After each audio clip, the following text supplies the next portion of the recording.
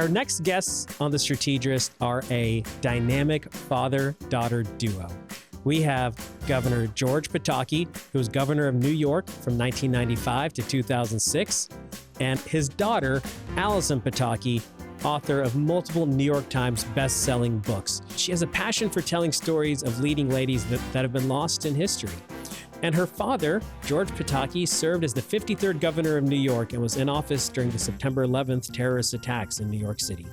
We're here to talk to them about history and writing and what it means to be a public servant and to put your country first, whether that's the United States or even Ukraine.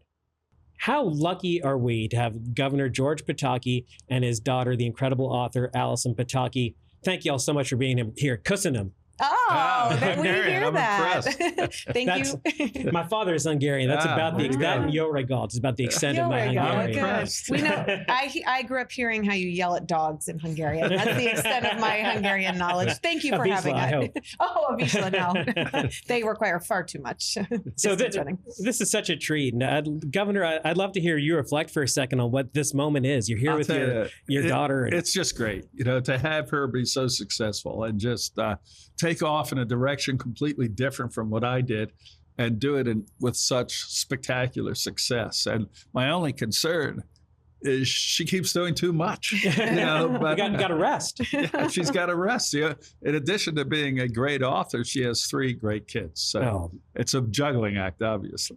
Well, someone that probably had to juggle a lot was you when you were a kid. Can you reflect some on what you learned from your father? Yeah, absolutely. Well, one of the most wonderful gifts that was given to us, my siblings and myself, I think by both my father and my mother, was just this incredible love for and curiosity about history. So obviously we had moments in our life and our childhood where we were growing up witnessing history. As a child, obviously you perceive that in a certain way with your limited worldview, right. But seeing things happen around you, like 9/11 or like Y2K or just these big things that happen for us as New Yorkers, but then also that affinity for going back in history and learning the lessons of the past. And, so many family vacations were history forced marches through battlefields or, I remember visiting Gettysburg and Fort Ticonderoga. And really it was just sort of fed to us in this very organic, natural way, just this love for great stories from history. Did you know she was going to be an author when she was a kid? I did not. I had no idea. I kept encouraging all 4 of our kids, hey, government politics isn't a bad thing. Yeah. Every one of them said, not a chance. The only career advice they gave was just not to become a lawyer. That was what they said. Yeah. No law. And actually one of us disregarded that. The other 3 of us kept to it. Yeah. And so, Governor, she mentioned governor during 9/11. Yeah. Okay, we're at the 25-year anniversary. Can you reflect on either the lessons learned or memories that you have? Like, just reflect for a moment, whatever direction you want to go. I'll tell you, it's not a pleasant memory because it was such a horrible event and so many wonderful people were killed. And that is always my first thought, one of just what a horrible thing to have experienced. But you also saw a tremendous response by people from every walk of life. Instead of thinking small and cowering, New Yorkers flooded to ground zero. Americans flooded to ground zero to do everything they could to save lives and then to rebuild. And of course, President Bush, when he came down 3 days after the towers were destroyed and against the advice of his Secret Service, and didn't just go there, but went there in a way that inspired the thousands of people who were still working on the pile, is just something I'll always remember. And so for all the sadness and sense of loss, I also have the sense that there's a great American spirit. And when a crisis hits, and we had the right leader, like George Bush was the right leader that time, we're going to be fine. What are your recollections from 9/11 as the daughter of governor? Yeah. I was in high school, and my high school was only several dozen miles outside of New York City. So everybody knew somebody very close. And a friend. It was a scary day. Yeah, it was scary. I knew my parents were in the city that morning. I knew that my dad spent, significant time by the World Trade Center at various moments in his career. And obviously no one could get in touch with anybody that day. The phones were down. And so I just remember sort of these several days of acute chaos, followed by months of obviously grieving and rebuilding and sort of assessing. It was a changed world. That's what I really remember, is just that it is sort of a dividing moment in my childhood. There was the before and the after. So talk about the after. What was that like watching the rebuild? Well, I had a very upfront seat to it because, he was understandably gone from home. So from like the personal perspective of the child, I knew that there was very, very big stuff happening that my father was very, very crucially involved in. And then I knew that on the home front, my mother was sort of the rock for my siblings and I, as it felt as though the world had become a very scary place. And then I have this very distinct memory of, several weeks after our family, we went down to the city for something, and we went into a restaurant in Arthur Avenue, just like a very hole-in-the-wall Italian restaurant. And I just remember the entire place saw my dad walk in and just erupted in cheers. And it was like a standing ovation. And we were all kind of taken aback, but it was just this moment where New Yorkers were feeling very vulnerable and everything was very raw and frightening. And he, to his credit, was the leader that New York needed. President Bush was the leader on the national level, but thank God for New York that my father was the governor, because he was the visionary leadership who could bring everybody together. And really what I hear now, even, so many years later, obviously 25 years later, is that is what people so often say to me is, thank God we had your father. He was the steady, selfless servant leadership that we needed in that moment. Thank you for your leadership, sir. Mm-hmm. Well, thank you. And it was just so inspiring to see how people responded in such an incredibly courageous and positive way. And the other thing that we've lost today, but was one of the few positives to come out of that catastrophe, was we were so unified. Mm-hmm. We weren't Democrats, Republicans, black, white, rich, poor, young, old. We were Americans. And it didn't matter. The most partisan Democrat, Charlie Rangel, I remember giving this speech commending President Bush because he said, we weren't attacked as Republicans or Democrats. We were attacked as Americans. And my prayer today would be 25 years later, if we could somehow reclaim that sense of unity. There's such a horrible political divide, and we have one future. There isn't a Republican future or a Democratic future. There's an American future. And I think we need political leaders who will stand up and say that and not try to divide and conquer. Amen. Yeah. Amen. Yeah. And Governor Pataki, I understand you're doing a lot of work in Ukraine as well. Well, I have this small charity we created, and we began just honoring people who helped out so much on September 11th, and we're continuing to do that. But when the Russian invasion of Ukraine happened, a group of friends of mine and I just said, we have to do something. So we went over there literally 4 or 5 days after the war started and began taking in humanitarian aid, heaters, generators, housing units, medicine. And we've just continued to do that. And, we're not changing the world, but we can help individuals in Ukraine, communities in Ukraine have a better life as they go through this horrible, protracted war. It's been 4 years, and one country just invaded another country and said, "I want that," and that's not. We have to stand up against that as Americans. Absolutely, there are few issues that are completely black and white, but this is. Yeah. And Putin just invaded Ukraine. Yep. He decided he wanted to take it over, and he thought he'd do it in 3 or 4 days, and now it's 4 years because the spirit of the Ukrainian people has been phenomenal, and that has been inspirational. So.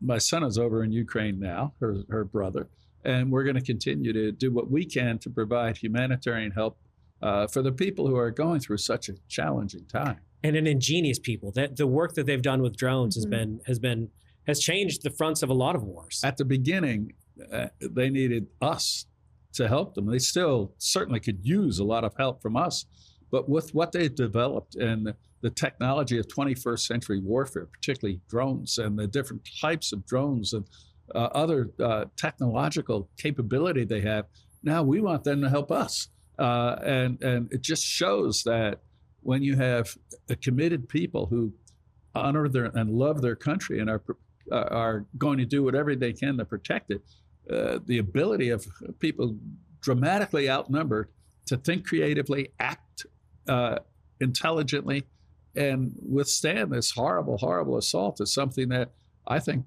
all of us in the West should be inspired by. And Allison, how do you feel knowing that your brother is over there and what could potentially be harm's way? Oh yeah, I'm very proud of my father and my brother and their team and the work they're doing, and we feel very, personally invested because our family comes from this part of the world. From Hungary, right? From Hungary, Not Ukraine, but close. Close, very close. And we have loved ones who live there still in Ukraine, and we follow obviously everything that's going on very closely because it feels like such a David and Goliath conflict. And it feels, as my father said, like such a black and white case of these people who are just withstanding incredible hardship in order to stand up for their sovereignty. Right.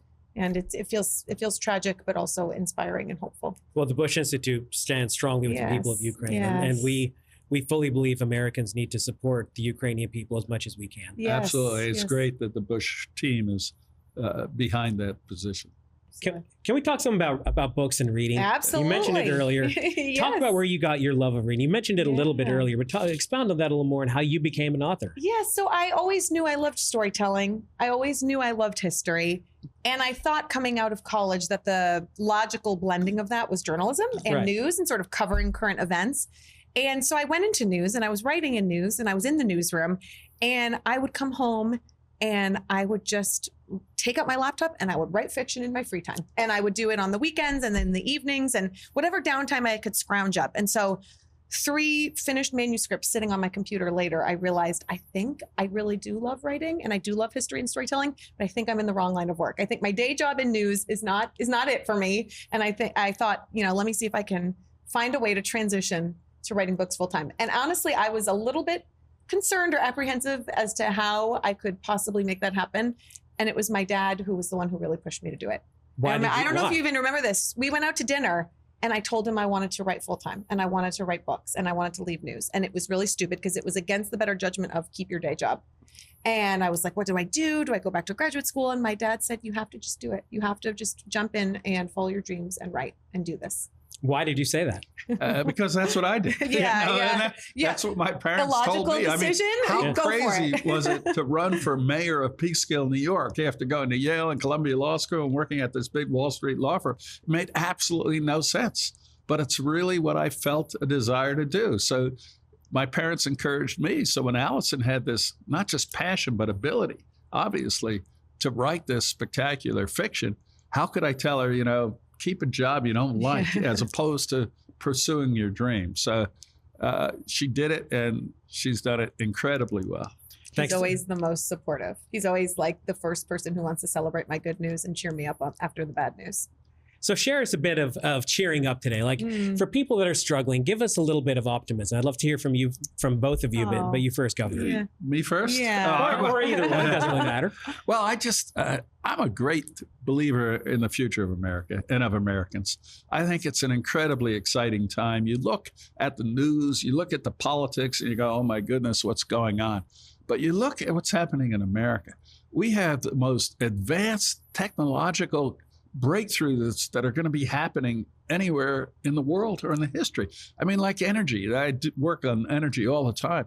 We're going to have unlimited clean energy, I bet, within 10 years. Medicine. I keep telling my kids, don't be in a hurry. You're going to live to 120, and I honestly think they are going to live to 120 because medical things are going to do better. We need to build things in America. We need to bring industry back to America, and we're seeing tax programs that incentivize that. So, these are not the easiest of times. These are times when a lot of people take a look in despair. But look at what America's capable of. Look at what you're capable of. And I just believe the best of I don't want to paraphrase Ronald Reagan here in the Bush Library. Hey, we're all friends. But the best of America is ahead of us. And I'm not saying that. I believe it. I do too. I would say, I'm coming off like 2 straight months of traveling all over with book tour, and I've had these incredible opportunities like being here tonight and having being able to meet readers in so many different states and with all sorts of different passions. And something that I'm always struck by is just how overwhelmingly good and kind people are. The inherent goodness of people that you meet. And when you meet people, it's always so refreshing and encouraging, I would say, to see how multi-talented people are. everybody has a unique gift that they bring to the table. And if you can find that gift and you can bring your energy and passion to bear into pursuing your gifts, you know, we as Americans bring so many different talents and dreams and visions and hopes to the table. And when we put it all together as, you know, one big team, because we're all on the same team ultimately, I think that gives us great reason to hope. Well, we thank you both so much for traveling here for the Engage at the Bush Center presented by Next Point and the Laura Bush Book Club night. We can't wait to hear about your books tonight. Governor Pataki, this is such an inspirational message. Thank you again for your leadership on that. Thank you very much. In 2001. And for all of your years of service, really thank you both so much for being here. And it was such a pleasure. Thank you for having us. Close to them.